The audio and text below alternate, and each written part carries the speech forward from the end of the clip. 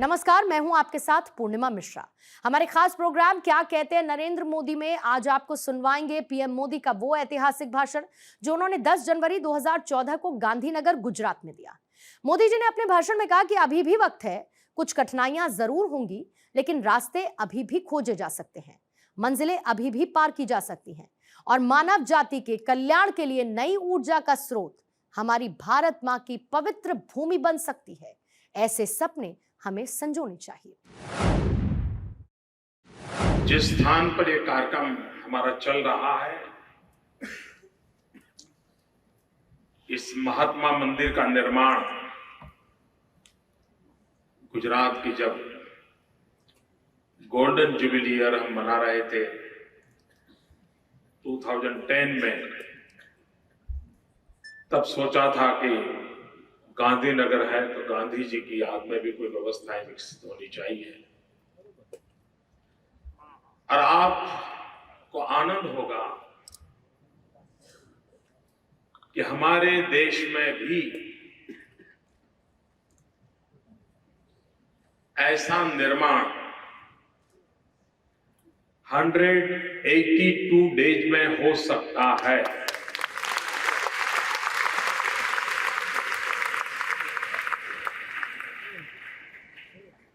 इस महात्मा मंदिर का प्रमुख हिस्सा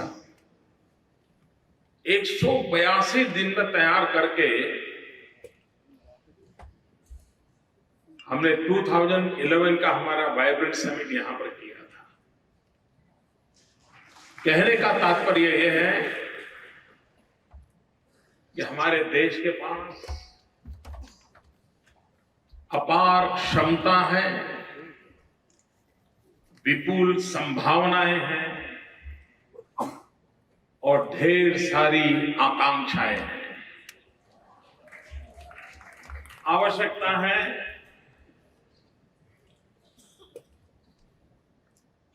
उसको समझे, उसे जोड़े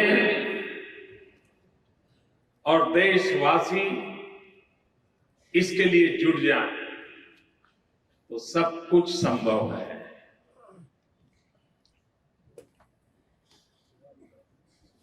हम लगातार विचार विमर्श का एक प्रयास कर रहे हैं। हमारा एक कन्विक्शन है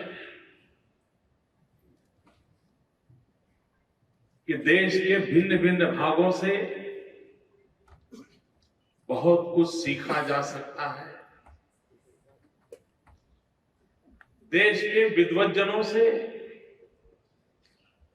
बहुत कुछ सीखा जा सकता है। दुनिया से भी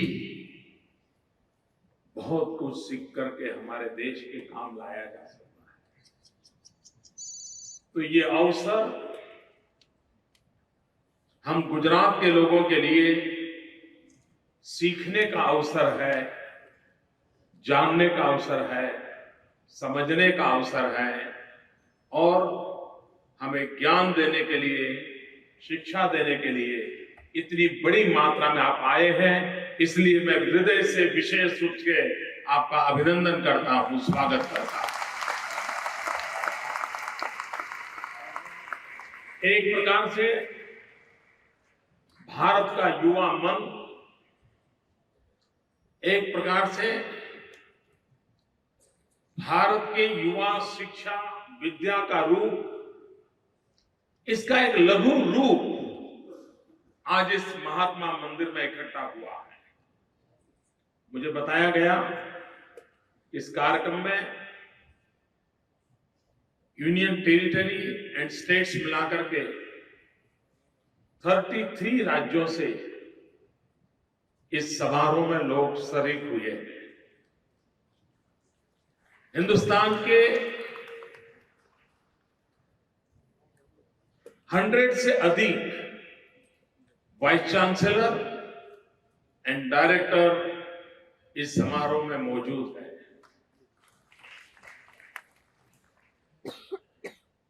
ये जो समिट चला उसमें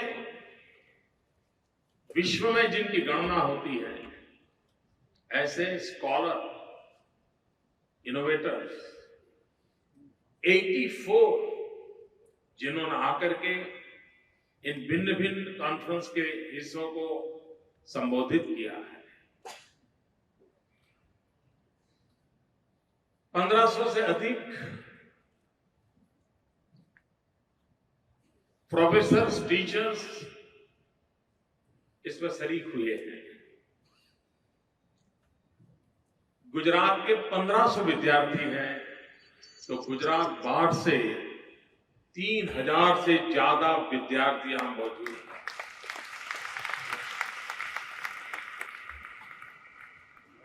यहां करीब 40 देशों के 200 के अधिक स्टूडेंट्स भी मौजूद हैं। आप कल्पना कर सकते हैं कि शिक्षा के लिए चिंता करने वाला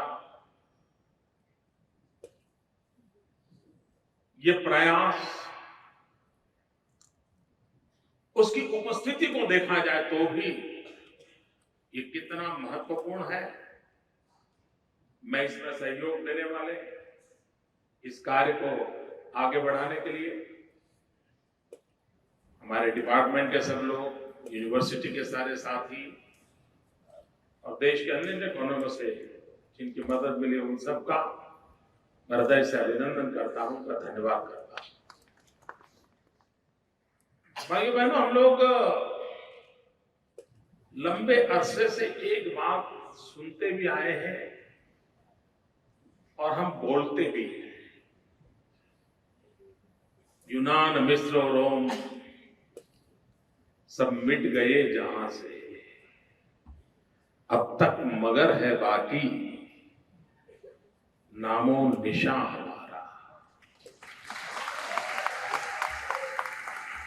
कुछ बात है कि हस्ती मिटती नहीं हमारी। ये कुछ बात है कि हस्ती मिटती नहीं हमारी। वो कौन सी बात?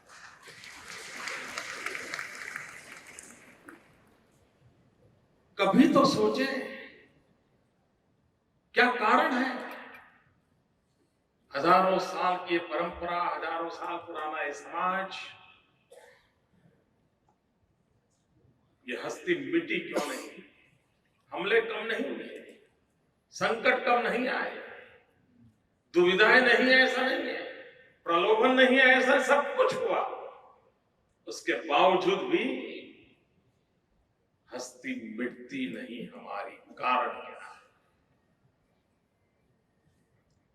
मतलब कई कारण कई लोग बता सकते हैं और हो भी सकते हैं, लेकिन मैं जो कारण देख रहा हूं वो है कि हमारे पूर्वजों ने जो इन्वेस्टमेंट किया था, वो इन्वेस्टमेंट था ह्यूमन वेल्थ के लिए इन्वेस्टमेंट किया था, मानव समाज के निर्माण के लिए शक्ति जुटाई थी। हर युग में, हर पल, हर समाज में, हर नेतृत्व ने निरंतर उसमें विकास किया। व्यक्ति के निर्माण पर बल दिया गया और व्यक्ति के निर्माण में शिक्षा और दीक्षा, गुरु और शिष्य, संस्कार, संक्रमण, इन उत्तम परंपराओं को हमने विकसित किया और जिसके कारण एक ऐसे समाज की रचना हुई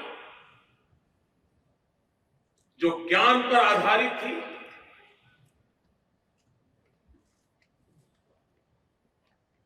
उसके सारे पैरामीटर डायनेमिक थे, वे बदलाव को स्वीकार करने वाली व्यवस्था वाले थे, युगानुकूल परिवर्तन को स्वीकार करने वाला समाज बनाया।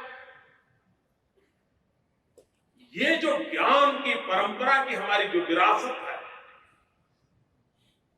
और इसी के भरोसे आज हम कह सकते हैं कुछ बात है कि हस्ती मिटती नहीं हमारी।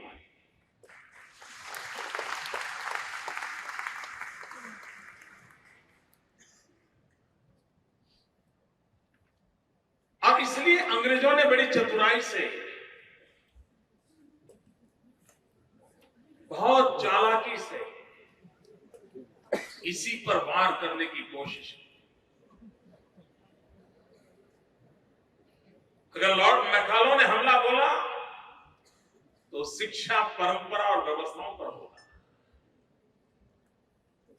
बाकी किसी ने हमको डुलाया नहीं, हिलाया नहीं, डराया नहीं, लेकिन ये एक ऐसा इंजेक्शन हो गया जिसने हमारे भीतर की शक्ति को झकझोर डाला। समय की मांग थी कि देश की आजादी के बाद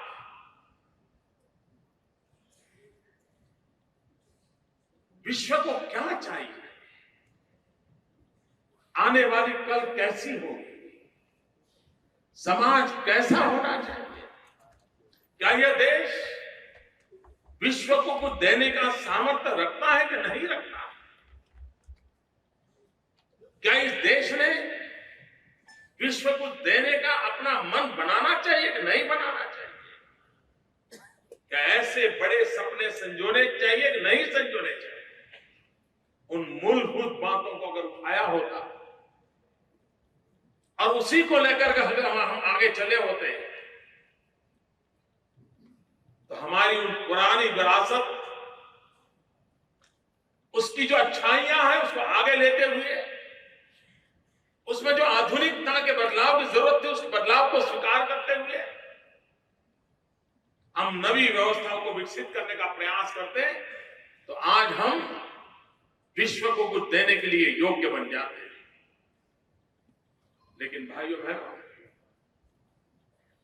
अभी भी वक्त है, कुछ कठिनाइयां जरूर होगी, लेकिन रास्ते अब भी खोजे जा सकते हैं, मंजिल अब भी पार की जा सकती है, और मानव जात के कल्याण के लिए एक नई ऊर्जा का स्रोत ये हमारी पवित्र भारत माता की भूमि बन सकती है। ये सपने हमने संजोने चाहिए।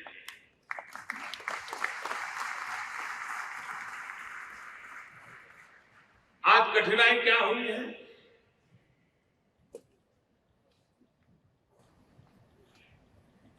कभी हम सोचे तो हमारा शिशु मंदिर का बालक वहां से लेकर के यूनिवर्सिटी में रिसर्च स्कॉलर बनने तक की यात्रा में कभी सवाल उठता है, कोई लिंक है क्या? या हर जगह पे हमें बिखराव नजर आता है? अगर ये पूरी विकास यात्रा इंटीग्रल नहीं है, अगर वो सर्कल के रूप में है, छोटा सर्कल, फिर बड़ा सर्कल, उससे बड़ा सर्कल, दूसरा सर्कल, तो मैं समझता हूं मनुष्य के विकास को उसको जोड़ेगा नहीं। अगर वो छोटे सर्कल में है तो वहीं रहेगा, बड़े सर्कल में तो वहीं रहेगा, उससे बड़े सर्कल में तो वहीं रहेगा, उसी में घूमता रहेगा।